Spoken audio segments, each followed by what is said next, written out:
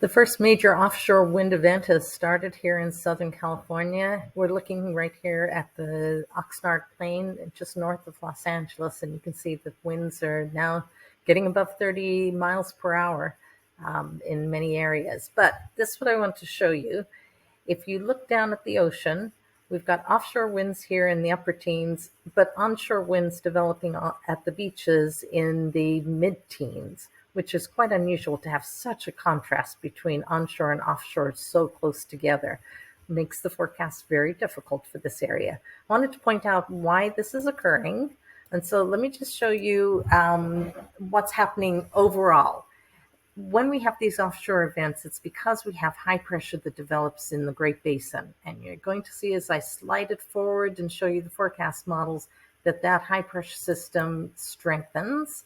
At the same time, it's hard to see this, but we have this upper level low that is developing and sliding down the coastline. And so low pressure is also deepening. So the contrast between these two systems increases.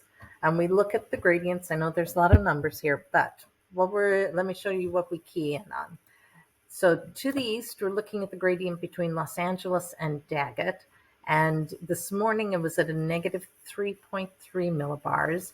It increases by this evening just a little bit, but overnight, look at this, it really ramps up. But then we also have, as we look towards the north between Los Angeles and San Francisco, we have the northerly gradient that also is increasing. So here's this morning, and then tomorrow morning it's at a negative 5. So because of the geography of the Southern California bight, we can have these interior offshore winds that are going to be picking up from the northeast. So this is this morning. And so moving forward to later on this afternoon, look how quickly those winds pick up from the east-northeast.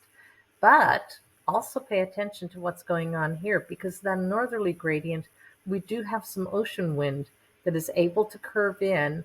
And so we have this battleground going on right here at the ocean. So we've got right here in Ventura at the coastline, where we've got some of the ocean winds coming in, but at the same time, these east-northeast winds picking up. So you need to be very watchful that even though we may get some onshore winds for a while, these could shut down very quickly and leave somebody stranded. So be very watchful for that over the next couple of days.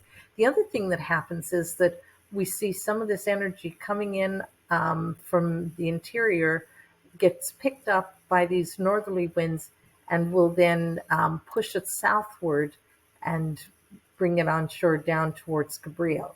So the forecast talks about up and down winds, pockets of areas that we might see some stronger winds for a time period, but they may not last. So you need to be very watchful for the next couple of days.